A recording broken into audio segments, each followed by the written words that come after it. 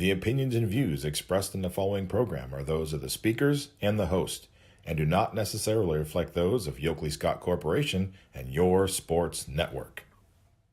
Yeah, I've been closer to Jesus before, so can you help me out?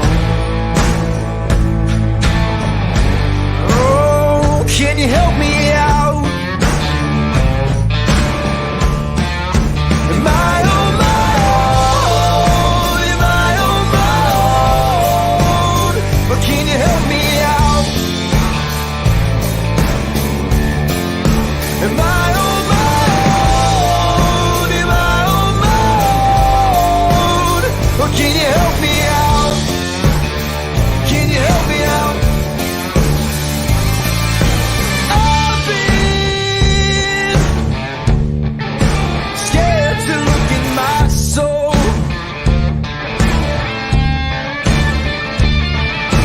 I've been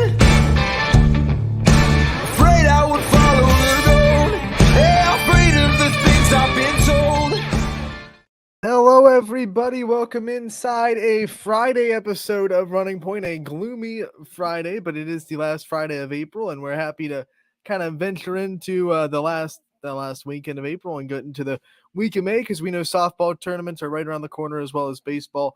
And I know normally we start the show with the recaps of last night, but we have a big matchup tonight, and it's happening in Austintown Fitch, which means there's always hope, despite the rain, that it'll go down. It's going to be a pitcher's duel of the ages between Sydney Watts and Gabby Gradishar, two amazing sophomores that have really taken the area by storm this year.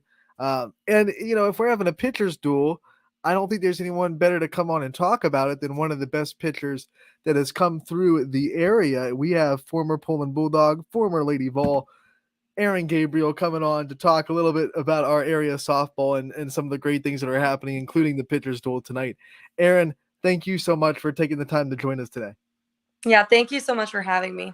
You know, we had you on last year, and we were just talking about the amount of pitching that is in this area, and I think it's even gotten better this year. You can't skip a stone in softball this year without seeing just incredible pitching, whether it be in Division 4 or Division 1. What's it like as a softball fan for you, real quick, in the area? Just look around and see all these updates and see all these numbers that are being tossed around and see so many great pitchers that are doing their thing in the Youngstown area. Yeah, it's phenomenal to see the growth of the game in this area and to continue to see how these young athletes perform each and every week, especially despite the weather like you were talking about today. I know they've had to play in some very cold weather, some wet weather, and they've all been shining this year. Let's talk about that. You pitched in this area. You're no stranger to pitching in the cold, in the rain. I believe a state championship in the rain, if I'm not mistaken, your senior year. Yes. What's it like trying to get your spin, trying to pitch in these kind of not great conditions? Yeah, it is very difficult. I mean, for the pitchers to have to try to grip the ball and to be able to spin the ball when it's wet or when you can't feel your fingers because it's so cold, it definitely makes an impact on the game. It does take an impact for the hitters and the fielders as well. So the whole game does kind of change. I know I try to encourage my pitchers to sometimes practice with a wet ball. So I have them put a lot of balls in a bucket and just pour a little bit of water in there. And then they have to throw like a bullpen with it just so that they can get over the mental, it's more mental than it is physical side of it, and get used to throwing with a wet ball. Now let's dive into this pitcher's duel tonight. Now, disclaimer, both these pitchers have a lot of pitches they can attack you with. That's why they're so good. But we're going to be talking about each pitcher has one pitch that they like to go to. It could be their number one pitch. You can call it a premier pitch. We'll start with Sydney Watts, the high velocity, high 60s with her tapping out. It's a rise ball. She's a rise ball pitcher. That's the first thing you have to worry about if you're going up against her in the box. She's going to throw it. Aaron, you threw a lot of rise balls in your career. What makes the rise ball so effective, and what is it about this pitch that gives so many hitters troubles? Yes, I definitely love the rise ball. I'm a little biased, but the rise ball is, I think, the strikeout pitch in softball because it is so hard to identify for hitters, especially with someone like Sydney who throws so hard that they have to make their decision so early as a hitter that by the time the ball is breaking, they've already made their decision to swing and they're swinging and the ball's going out of the zone. So she is very hard to identify that she has that much speed and that much movement on that pitch. I have a softball here. Let's go over the rise ball. Let's Mhm. start with the grip. Well, how would you would start a grip for your rise ball? Yeah, there's different grips for each pitch, but I like to do a two-seam grip. And I like to curl my index, my pointer finger a little bit there, so that you could get underneath the ball. So it's all about getting backspin on the rise. So you want to try to get underneath that pitch, get as much backspin as you can, so that when it comes out of the hand, it looks like it's going to go for a strike. And by the time the hitter decides, that backspin takes over and it goes out of the zone with that late break. So middle fingers on the seams, Yep. index finger curled over here, and then you'll lead with Mm-hmm. your pinky on the Yep. side. I know Exactly. there's also the four seam grip where you can use the upside down smiley face right Mm-hmm. there. But so when you're doing this, the release point, it's probably I would imagine the same release point as a fastball. You're just kind of using your body weight back behind it a little bit to get under the ball, like you were talking about. Correct. Yep. Everything is the same with the release point. It's just going to be a matter of getting that spin and getting in a position to spin it. Now, is there actually what you're doing with your hands with the release? Is there another thing you do to try to really get under it? I heard turning the doorknob is a Mm-hmm. used a lot. Yeah, that's a great way to say it. I also always thought about like leading with my pinky, because you want to lead with that pinky down and lead with the pinky through to help not turn that hand, because any turn of the hand in a different direction is going to cause a different type of spin. You could get a little screwball, a little curveball spin to it. So I always thought about leading down and through with my pinky.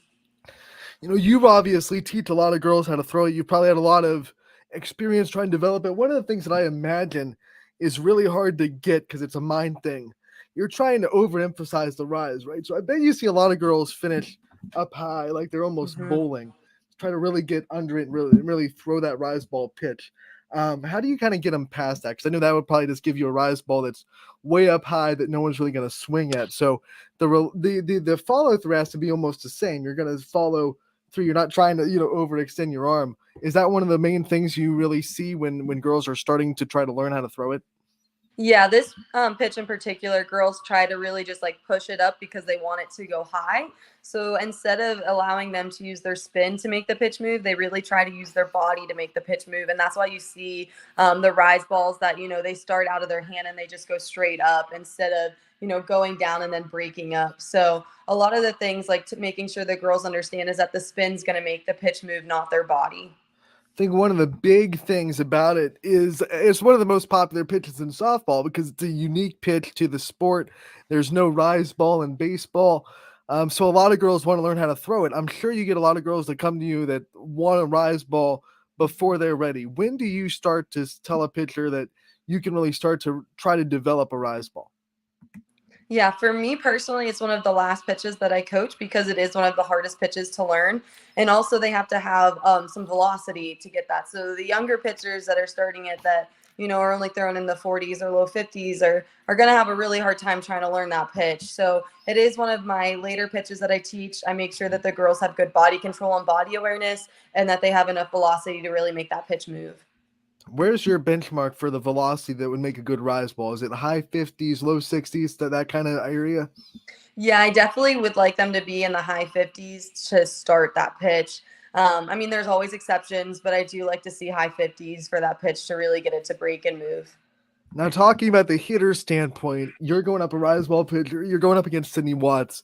What kind of things can you look for to try to pick it up so it's not just a high fastball? This is a ball that is going to jump on me, and I have to either let it go or try to get on top of it. What kind of things as a hitter are you looking for if you're going up against a rise ball pitcher like Sydney Watts? Yeah, so there's two different approaches that hitters could take. They could start in the back of the box, which is going to allow them more time to make sure that that pitch is going up instead of staying down and through. You always want to keep looking down. So out of the hand, you're trying to like zone in at your knees. Anything that's going to be starting at that waist or your chest, is going out of the zone. So I really try to look for the pitch starting at the knees. And then the other thing you could do, say you're a really aggressive hitter, you have a hard time laying off that pitch, you can move to the front of the box and try to get it before it does get that full break so that it is staying more in the zone. And that's if you have a hard time, you can't lay off, you're really aggressive hitter and you are struggling with the patience. So one of the last things about this rise ball that you always hear when the analyzers are breaking it down, 3-level rise balls, right? So you can throw it for a strike, throw it just out of the zone, and then your chase pitch that's up by the eyes that you get hitters to look foolish with. When does that develop? What rise ball do you want to try to get first? Is it the one for a strike, or do you want to get the chase pitch first? Which one do you think comes first in that 3-level rise ball? Yeah, as a pitcher, it's normally the one that's out of the zone. Throwing a low rise that's in the zone is very challenging for pitchers. And normally they don't have that until much later on when they're, older and they've been throwing that pitch for a long time. So a low rise is very difficult. So normally you start with the high rise and you just get them to really spin that pitch and get it to break as much as they can. All right, let's transition to Gabby Gradishar from Champion, a program that you know very well. They were dominant when you were in high school, still dominant with Cheryl Weaver under the helm of Champion, one of the legends. Gabby Gradishar, a sophomore, just like Sydney Watts. She has a rise ball, she has velocity, but she likes to hit you on the inside. Her screwball is her favorite pitch. We talked to her earlier this year. She likes to attack the inside corner. As a pitcher, how important is it to attack the inside frame and really establish that inside corner with a screwball or a backdoor curve, whatever one you feel inclined to throw? Yeah, I personally think it is crucial as a pitcher to own the inside corner. You have to establish that and not let hitters get up on your plate, and really be confident to go in against those power hitters and jam them up, because I know a lot of power hitters like to turn on the ball and hit the inside pitch.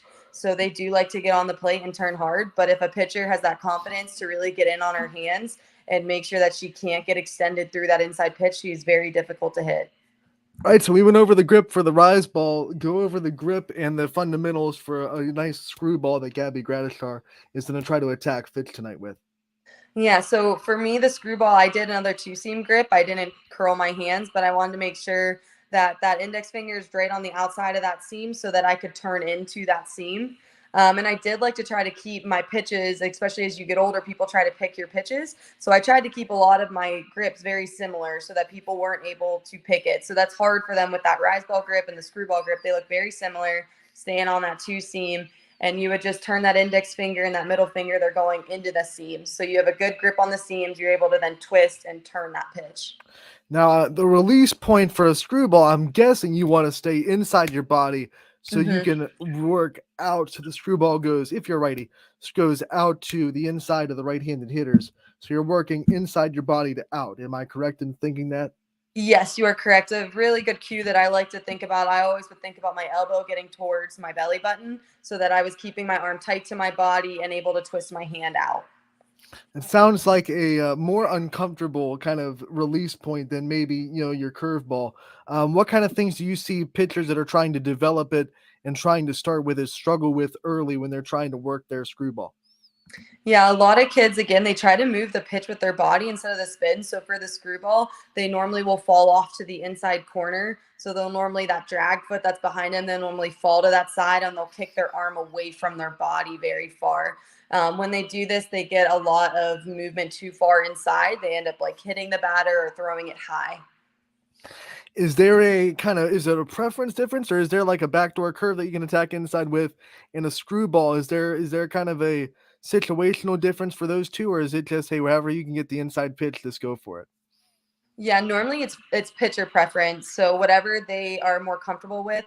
Most pitchers, they have certain pitches that come very easy for them that are natural movement for them and motion for their body. Some really like the curveball. So if that's the case, we do, the normal curve and then go to the back door. But some really like screwball, and screwball and rise ball are very similar type motions. So you'll see screwball and rise ball pitchers very common too. With all these pitches, you got to learn how to attack different quadrants.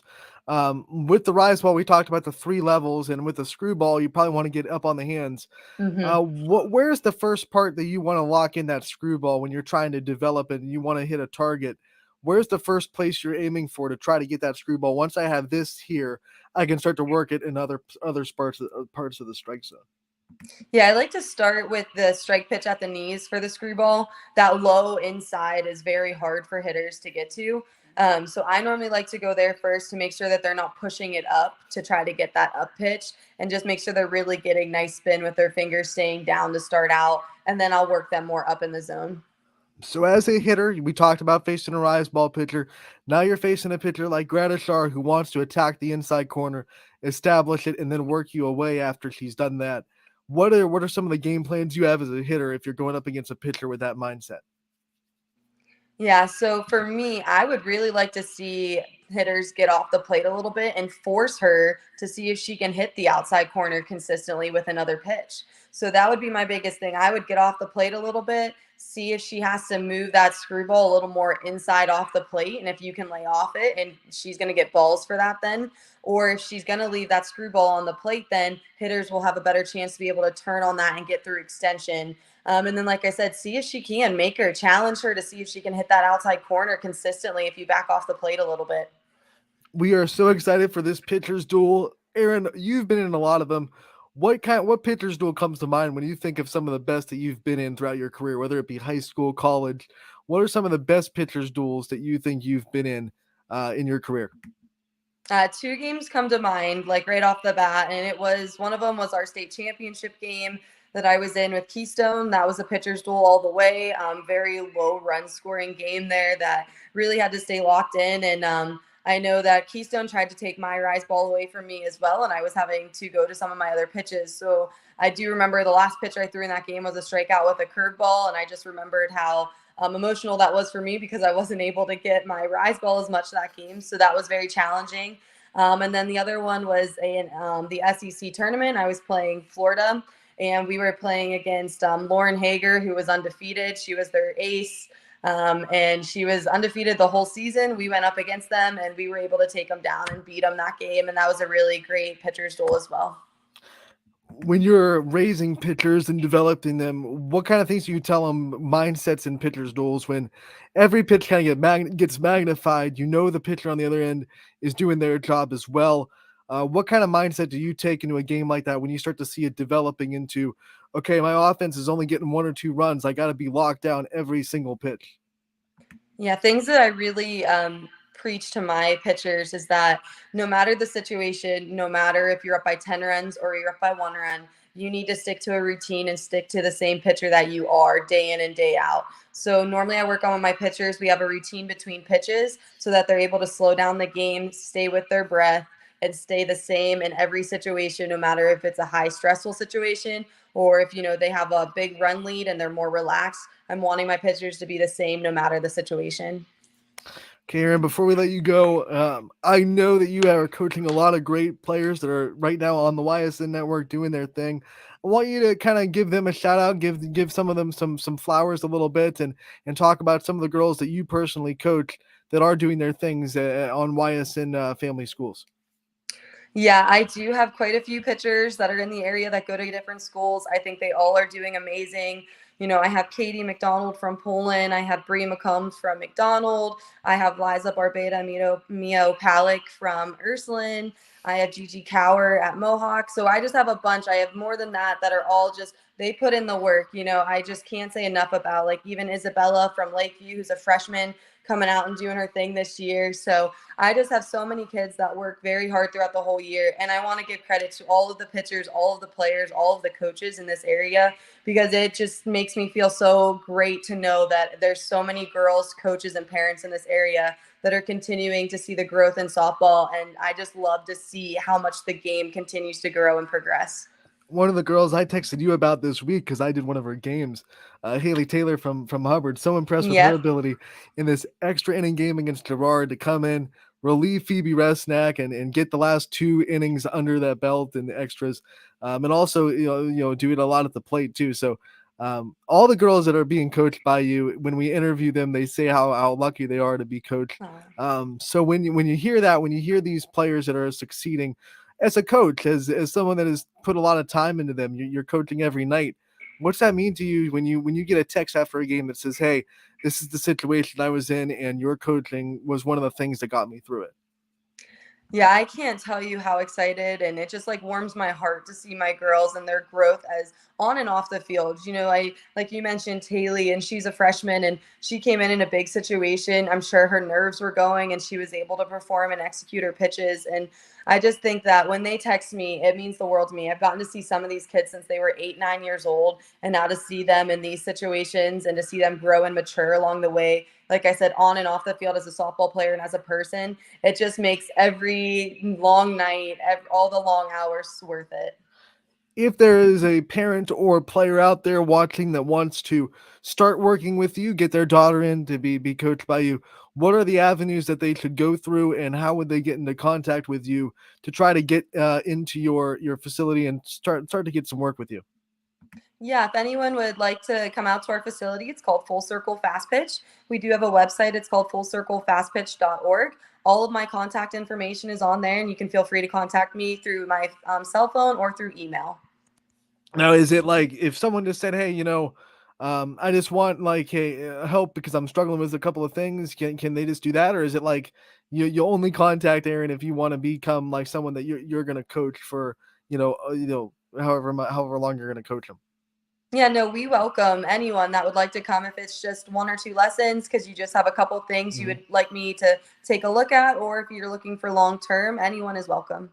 Who are some other people that have been very fundamental in starting up this full circle fast pitch and all the stuff that you're able to do there? I know it's fairly new, and I know you probably had a couple of people in your circle that helped you build that and helped you kind of grow that into what it is now. Who are some people, real quick, that have kind of been in your corner and helped you get to where you are now? Yeah, I can't say enough about the people that have helped me along the way. My parents have done above and beyond what I could ever ask for. George and Lori Gabriel, they've just been my rock through all of this. And then my strength coach, Kyle Piper, he's there. He trains almost every day of the week. And then I also have other coaches, Brett Modick, Gracia, Becca Landis, and Ashley Cornelius. They just do anything and everything that I could ever ask for the girls in this community and also for myself. All right, one last thing, then we'll let you go because I know your time is very precious, and we thank you for your time. Can't let you go without asking about throwing the first pitch over to Poland for their opening of their brand new softball facility. First time they've been on campus since 2007. I know as an alum, that was probably a very special moment for you to see those girls be able to have a field that's on their campus and feel a lot more like home. What was it like for you to be a part of that moment, to be able to stick around for a lot of that game and to just be a part of that atmosphere that was the opening night at Poland softball field? I was honored and humbled for that whole experience. I am so excited for that program to have that field now. It is absolutely beautiful. I know a lot of people put a ton of work into that, and they did a great job. And then to make it even more special, I was able to go out with my high school coach, Coach Lamport. I think the world of him and what he has done for this community and continues to do. So that night I will always remember. All right, Aaron, we thank you so much for your time. We know you're busy. We know you got a lot of other stuff on your plate, but we always appreciate it when you give us a little bit of time to talk about softball in the area. I know that the Vols have a big one this weekend, so Yes. Go Tennessee, go Yes. Big Orange, and we'll see you soon. Hopefully we can get you on again during tournament time to talk about some of these big matchups in sectionals and districts. Yes, I always love talking softball, so anytime you guys are willing to have me on, I'll be here. Thank you so much. You got it, Aaron. Thanks again for the time. Yeah. Aaron Gabriel, pitcher extraordinaire, legend in the area. Once again, thank you so much for her for being able to take part in this episode of Running Point on a Friday, talking about this big pitchers duel that is going to go on tonight, weather permitting, between Sydney Watts and Gabby Gradishar. We're excited to watch it. Ty Bartel's going to be on the call.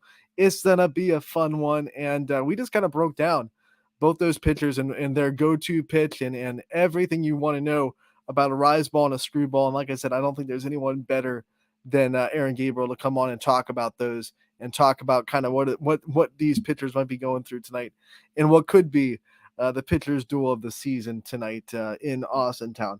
We're going to take a break, and when we come back, we'll get back to our normal slate of events. We'll recap the action from last night, and then we will also preview all the stuff going on over the weekend. Tonight, we're going to be hit or miss. We're going to try to get as many updates as possible on cancellations as of now. Obviously, we'll keep track of Storm Tracker 21 as well, and we'll try to get some games in if we can. You know, Mother Nature is a fickle monster, and if we can get games in, we'll be there for baseball and softball. So be right back. Going to take this break. Don't go anywhere on Running Point, brought to you by Greenwood Chevrolet in Austintown. When looking for home design inspiration, don't just be inspired, be Baird inspired. Whether new or remodeling, Baird Brothers has the latest trends like shiplap to refresh your home, Go from inspiration to installation with our wide selection of in-stock American hardwoods. From the rustic charm of antique oak to the warmth of traditional cherry, Baird Brothers has what you need to make your home inspiring. Baird Brothers, our family's heritage, your family's home. Quality, customer service, and integrity. Those are the 4 words that have driven our success since 1957 at Joe Dickey Electric. Joe Dickey Electric is one Mahoning Valley landmark business that stays current with the requirements of our customers. Family owned and managed, we are an electrical contractor and energy solutions provider. Every member of our team adds to his or her skill set through ongoing training. Residential, commercial, industrial, automotive, and more. We keep ahead of the needs of our customers with a fleet of more than 50 vehicles and 24/7 emergency service, so you're never left in the dark. WRS Wealth Advisors, the area's premier wealth and retirement specialists. Located on South Avenue in Boardman. Your teams work hard and give it all they've got. Well, so does ours, because 21 Sports and YSN give you extra effort when covering local sports. 21 Sports and YSN, winning coverage of our Valley's teams. Hi, I want to tell you about my Trish Yearwood home collection available at Sheely's Furniture. With 2 locations serving Ohio and Pennsylvania, Sheely's is one of the country's top sellers of my home collection. And the best part? At Sheely's, you never have to wait for a sale. They offer everyday low pricing as well as a price match guarantee, so you can shop the Trish Yearwood home collection with confidence. Come see my collection with something to offer for every room in your home and get it all with free local delivery, only at Sheely's Furniture. At Greenwood Chevrolet, we offer a worry-free experience for all our customers. From sales to financing and even service, we'll help build your perfect vehicle and lock in your trade value while your vehicle is being built. No worries. We guarantee financing, regardless of your situation or credit history. No worries. And when your vehicle needs service, our award-winning team will get you back on the road. No worries. That's what going the extra mile means. Only at Greenwood Chevrolet. Change. This one word can make you break out in a cold sweat. But with change comes wisdom, experience, and understanding. At Myers Family Insurance, we can help make changes in Medicare, insurance, and retirement a positive experience for you and your family. We've gone through changes, like our new office and new faces to help our family of clients too. For all your Medicare needs, call Myers Family Insurance. Check us out online at MyersFamilyINS.com or find us on Facebook. You're not waiting to see what the world has in store for you. It's more about what you have in store for the world. All you need is the opportunity. All you need are the resources of a large university and the advantages of a personalized academic setting where you can experience new worlds in the arts and sciences, business, and education and make them your own. We are where you shape your future. We are Youngstown State University and proud. Hi, I'm Colin Chupa. And I'm Kelsey Clem from K-Squared Marketing. Our boutique marketing firm specializes in media planning and buying, public relations, event marketing strategies, and strategic sponsorships. We can integrate our services with your existing game plan, or we can be your entire marketing team. Your goals, our game plan. Let's win together. Call K-Squared Marketing at 330-623-2730 or visit ksquared.marketing to learn more. Welcome back to Running Point on ysnlive.com, brought to you as always by Greenwood Chevrolet in Austintown. I'm Anthony Herwig, and what we're going to do is we're going to put that Greenwood Chevrolet logo on the top right corner like we always do, so you know where to go. If you are in the market for a new or used vehicle, there's no better place than Greenwood Chevrolet in Austintown. They go the extra mile for you, so you don't have to. And we try to do the same here on this show every single day. If you're in the market for a new or used vehicle, please go check out Greenwood Chevrolet in Austintown. Check them out on social media as well, on Facebook, Instagram, Twitter. They even have a TikTok, which I think is extremely entertaining, especially Kevin Lawson. I've given him shout outs before. I went to school with him at Youngstown State. We were both TCOM majors. I think we both graduated at the same time.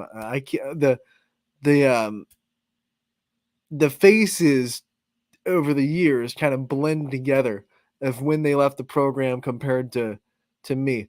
But if not with me, then right before me, and he's great at creating content. Like I took directing with him, and the stuff that he came up with in directing with Fred Owens blew me away. Like he blew it out of the water. He was a lot better at it than I was, and he creates great content for Greenwood Chevrolet on TikTok. So if you're a fan of that app and you want to go check out some car dealership humor and some of the things that salesmen go through satirically, Kevin Lawson is a great follow on Greenwood Chevrolet and Austintown.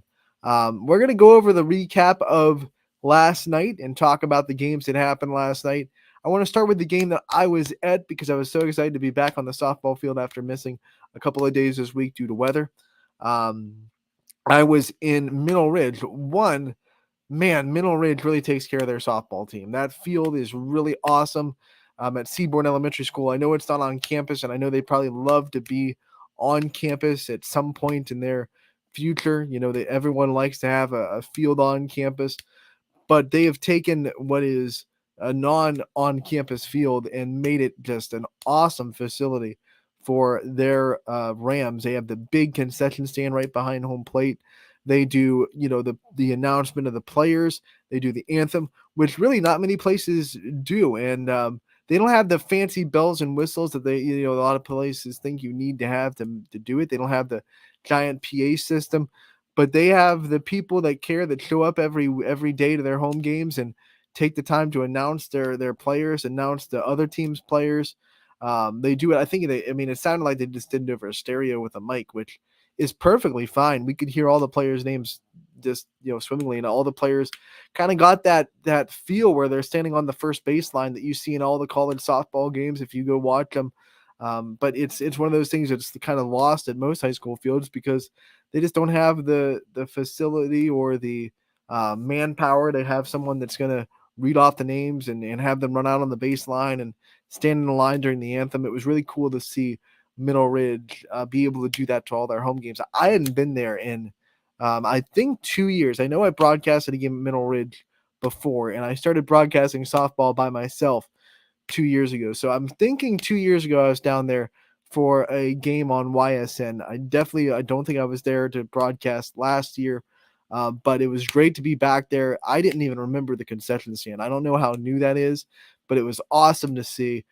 Props to Middle Ridge. They're a very proud softball program. They've been good in the past. I remember the Garland sisters, Megan and Mackenzie and Macy. All three of them came through that program. Megan played at Malone, and Mackenzie played at Slippery Rock.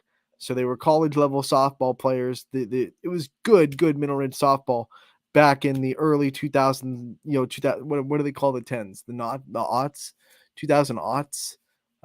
When I was in high school, Middle Ridge was probably the second best team in the ITCL during South Range's kind of reign in that ITCL. And I think Middle Ridge is one of the teams that actually ended that long league winning streak in 2012 or 13.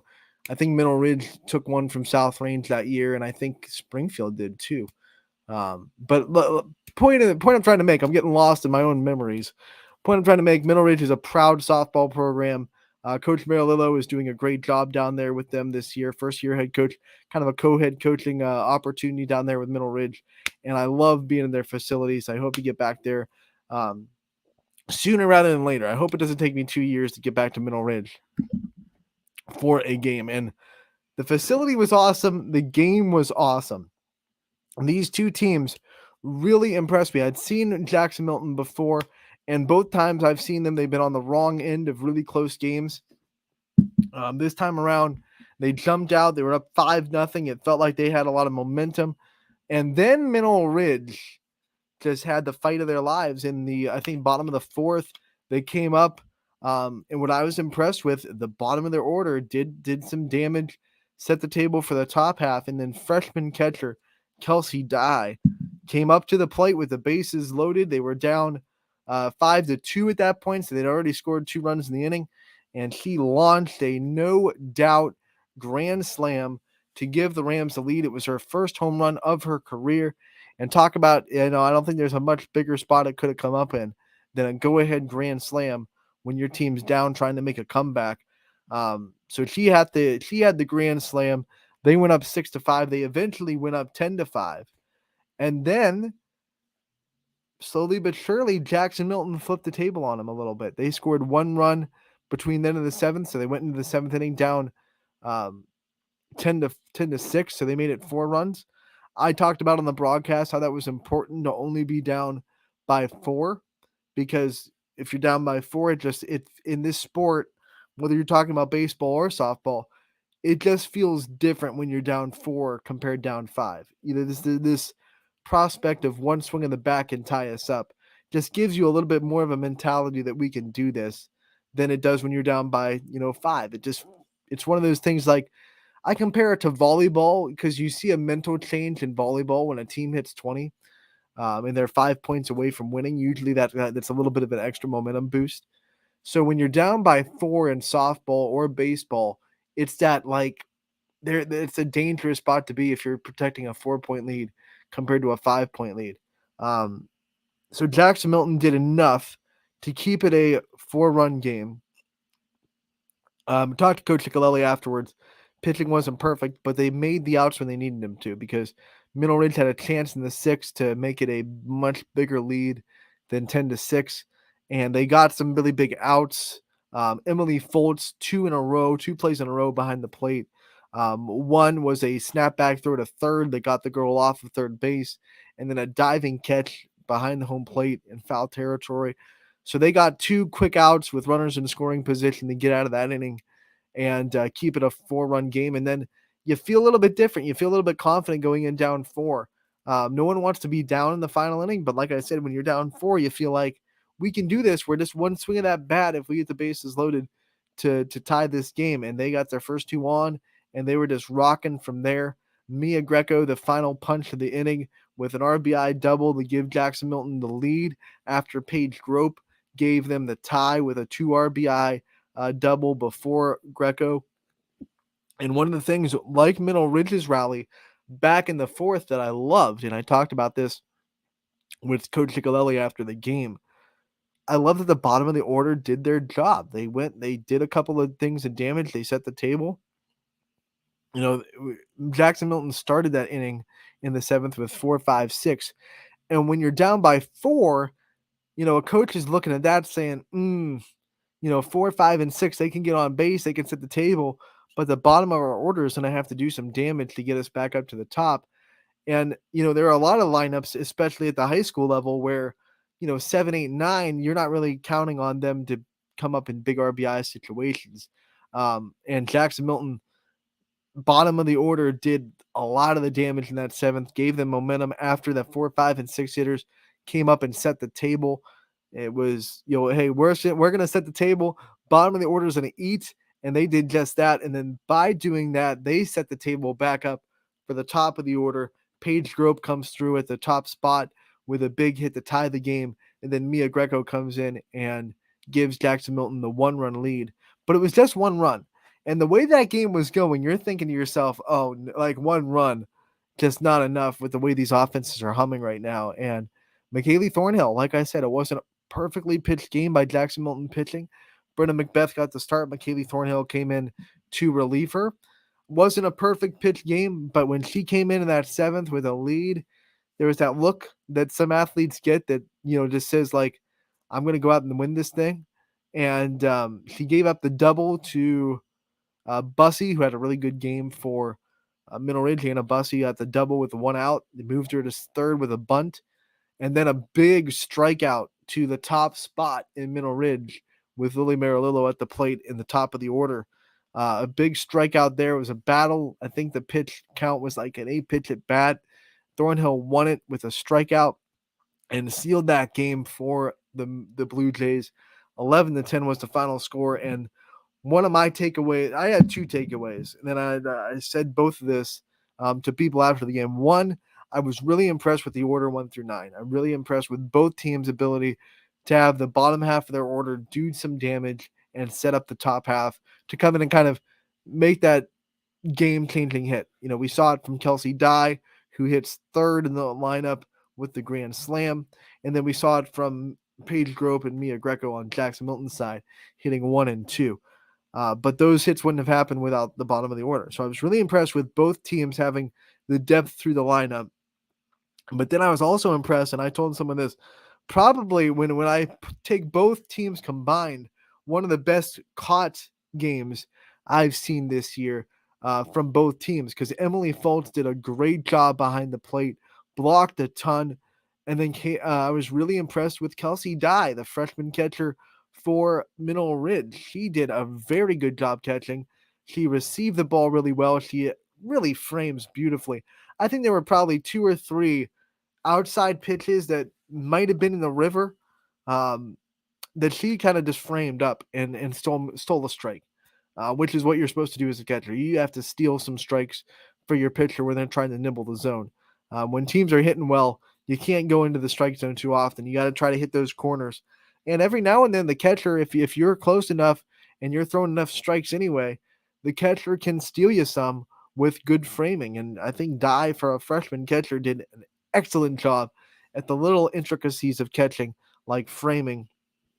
And one of the things I noticed was you see a lot of young catchers when they're framing the pitch, they'll be a little bit overly dramatic about it, and that just won't buy you pitch. Like I don't have a catcher's mitt, but they'll catch it out here and then they'll just bring it in, right?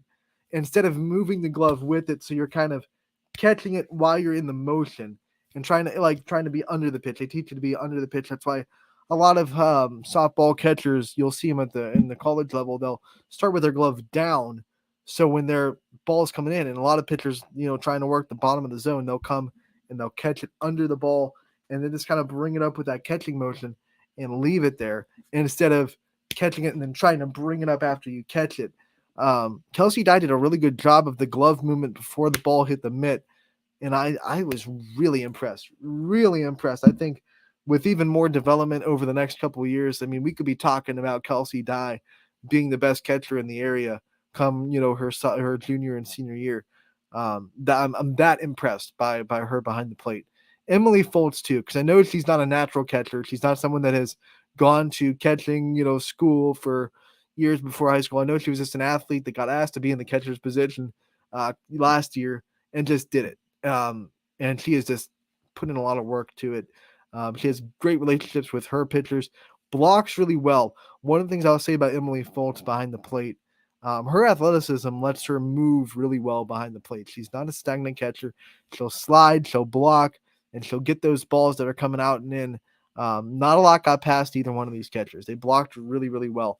And I love seeing it. I love seeing good catching because it's one of the most underrated and underappreciated parts of this sport, whether you're talking about baseball or softball. So I was really impressed with the lineups last night. I was really impressed with the catching. Those are 2 things I wanted to get out of the way. Jackson Milton wins 11-10. Player of the game last night went to Mia Greco. You can find a post-game interview with her and Coach Ciccolelli on ysnlive.com in that recap. Also find it on our YouTube page. If you're over there on our YouTube page watching those post-game interviews, I always like to say, if you're over there and you feel kind enough, please do hit that subscribe button to our YouTube channel. We would love the support. It helps us out to get it out there to more people. Hit the like button, hit the comment button. More likes we get, the more our videos will kind of get out there and the more traction they'll get. So please hit subscribe. Please hit the like button. Please comment if you will, if you feel so obliged to. And if you're going to subscribe, make sure to hit that notification bell as well so you don't miss a minute of the video action that we put up on our YouTube page. You don't want to miss any of it, and YouTube's algorithm can be kind of wonky. So hit that notification bell. You'll never miss any of the video content that we put up on the site. Let's go over some other scores from the area. Jackson Milton all of a sudden. A Bird with a J, but Jefferson got the season sweep of Edgewood. I know that's a big rivalry matchup for Jefferson. 11-0 the first time. This time around, 6-0. Jefferson gets the win. Sammy Speakman pitched really well in the circle again. There's no shocker there. How about Lakeview? Man, these dogs have some bite. 4-2, they beat Ursuline. So they're coming off of a season sweep against Poland that was big as far as their conference standings, and they back it up with a big win over Ursuline last night on the baseball diamond. 4-2, the final score there. We saw Columbiana get a little bit of a test from Lisbon. Lisbon, kept it close for a little bit, but then Columbiana really rocked and still won 10-3, but closer than a lot of people probably thought that game would be going in. Columbiana has been run rolling the EOAC teams like it's their job. So props to Lisbon for being able to go in there and get those get a competitive game in against Columbiana. Heartland Christian beat Crest U baseball last night, 13-4. The final score there. Springfield and Sebring softball played a doubleheader. Springfield won game 1, 18-3, and then they would come back in game 2 and beat Sebring by a final score of 19-4. So Springfield gets 2 wins over the Trojans last night in a conference doubleheader. You see a lot of teams trying to do this just to get these conference games in. 2 5-inning doubleheaders for Springfield. A big non-conference matchup for West Branch as they went and played Columbiana. 2 teams that were pretty high off of wins on Wednesday, but it was West Branch that got the win last night. 7-1 final score there. Lisbon baseball walked off against Cheney and wins 9-8. The final score there for Lisbon. Springfield baseball, just like the softball team, they played a doubleheader with Sebring. They won game 1 by a final score of 17-0, and then came back in game 2, and they were able to win by the final score there of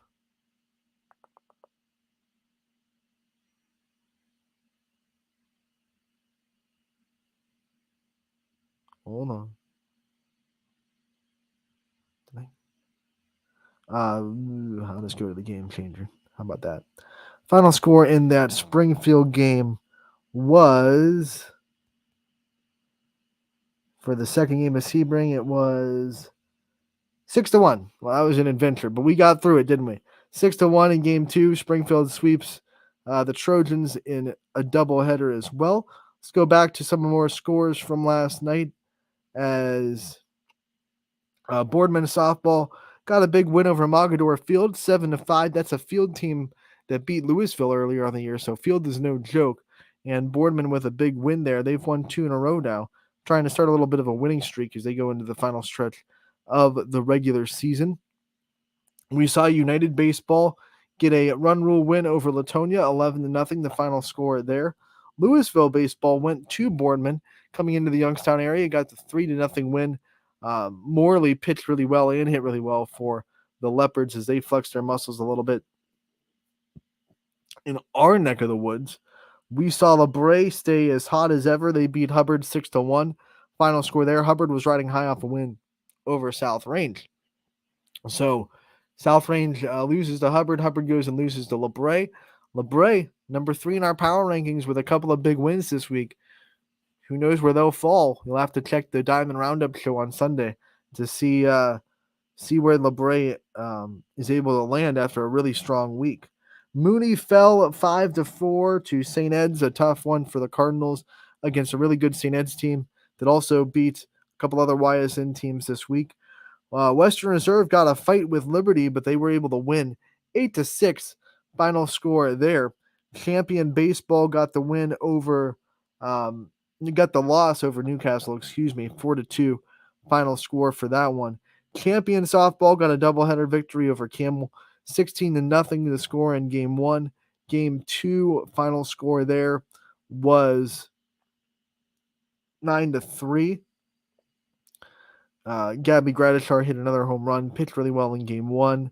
Bella Meyer had a good game in game 2, 5 RBI for her in game 2 against Camel as Champion adds 2 more wins to their MVAC belt. Lakeview comes off the win over Poland on Wednesday, and they restart a game that was already going on against Howland. They had the lead. They kept the lead 8-5. Lakeview gets the win over the Tigers. A big upper division win for Lakeview over D2 Howland. We talked about Jackson Milton softball winning 11-10. We saw Wellsville softball get the win over Latonia, 12-2, the final score there for you. West Branch softball fell to Alliance, 5-3, final score there. Girard softball got back to winning, 13-0. They beat Warren Harding. Emily Rosase with a home run and a great start in the circle there for the Indians. Girard Baseball also beat Warren Harding 7-4 was the final score in that one. LeBray Softball gets the win over Crestview 7-3. Riley McDonough, who is maybe one of the under radar players of the season, had another big day, and she's one of the power hitters in that MVAC gray tier that gives a lot of pitchers problems. She had another good day against Crestview. Those are your final scores from last night. We will now kind of transition and preview the weekend. Now, I will tell you that a lot of games today have already been canceled, unfortunately. So we'll go over the cancellations first. The bad news, we'll get that out of the way. And then we'll go with the games that are still on. And then we still have a couple of games still on the network tonight, as of now. So here are the cancellations today, unfortunately, for the YSN family baseball and softball teams. We will start with baseball. East Palestine hosting Jefferson County Christian has been canceled tonight. Beaver Local at Lisbon has been canceled. Canfield was supposed to play Mooney on Scene. That game is canceled. Cheney at Wellsville has been canceled. Howland at Girard has been canceled. Madison at Conneaut has been canceled. Middle Ridge at Jackson Milton, that's been canceled. North Royalton at at Boardman, that's been canceled. Warren Harding at Niles is not happening anymore. We have Waterloo at Lowville on Scene 1. That has been canceled. Wyndham at Pymatuning Valley, that's been canceled. And then Youngstown East at Liberty has been canceled as well. Here are the games that have been canceled on the softball side. Badger at East Palestine has been canceled. Jefferson at Conneaut has been canceled.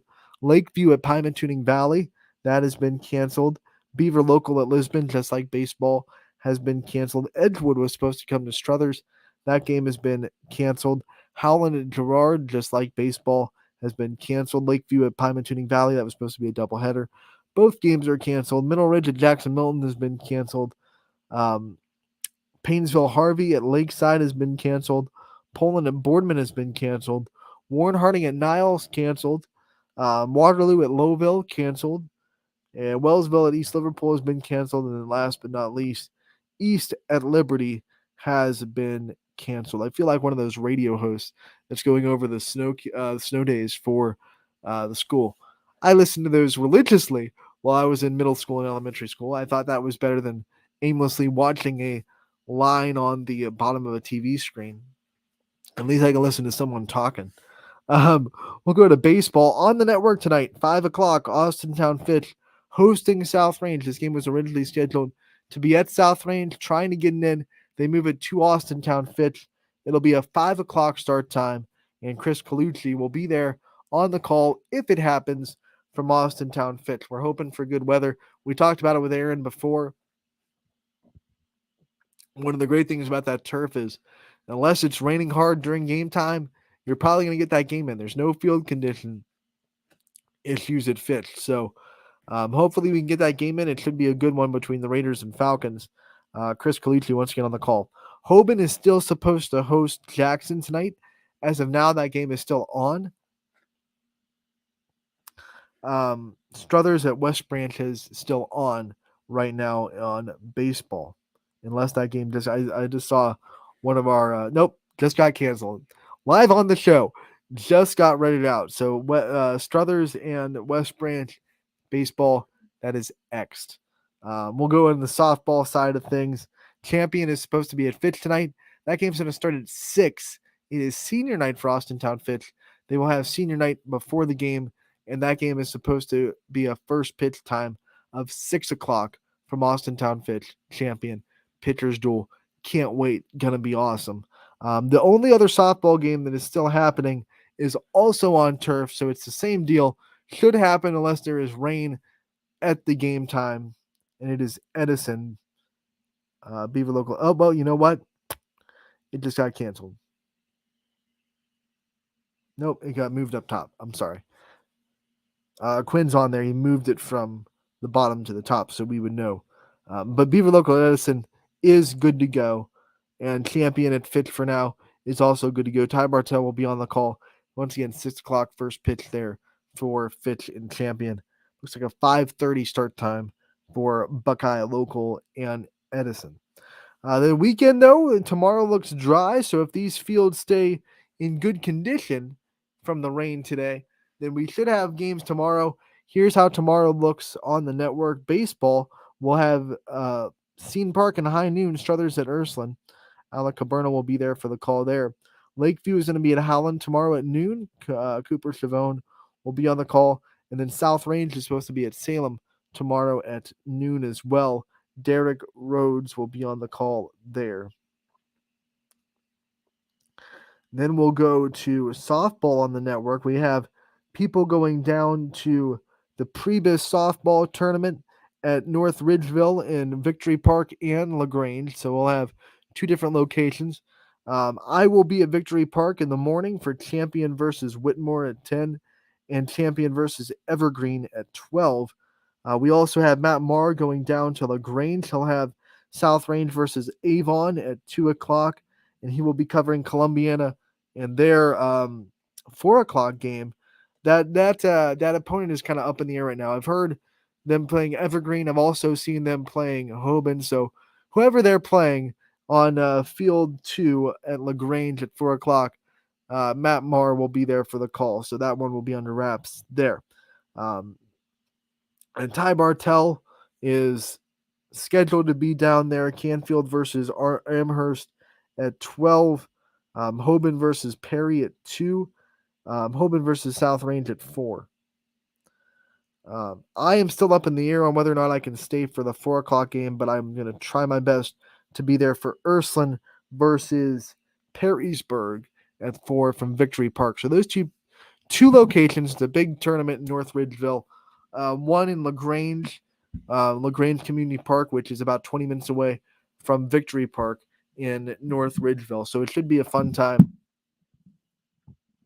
And if the weather holds up, we will have all but one game down there covered on the network. The only game that right now is going uncovered because of a lack of announcers is going to be Ursuline's first game against Brecksville. So that'd be a big one, a big weekend for us on the softball diamond.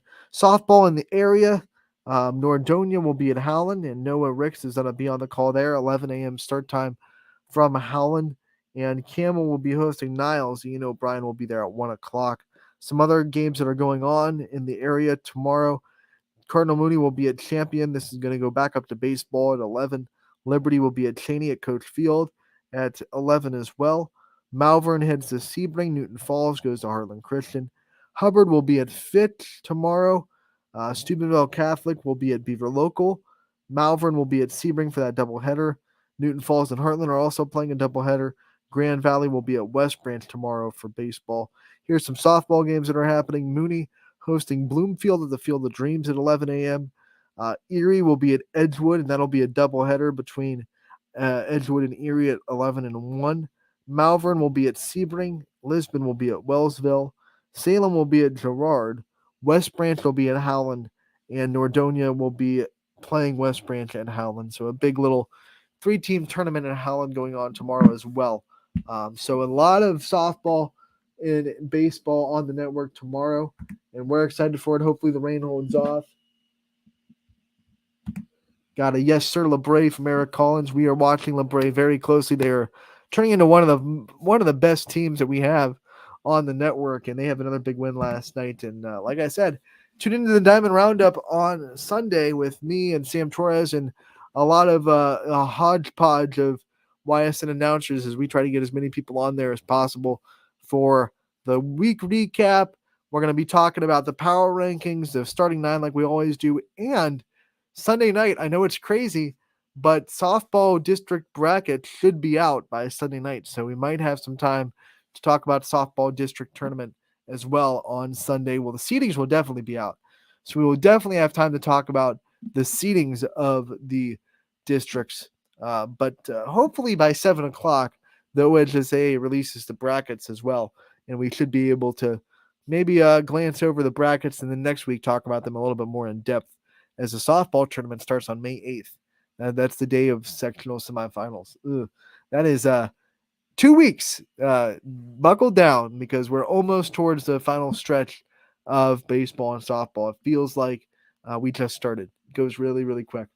That's going to do it for today's episode of Running Point. I want to take time to thank Aaron Gabriel for coming on with us at the top of the show to talk about softball, to talk about the area pitching duel tonight, break down some pitches, be a little bit of a coach to us.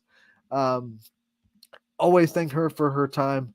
We want to also remind you that the games on the network will be on ysnlive.com/live.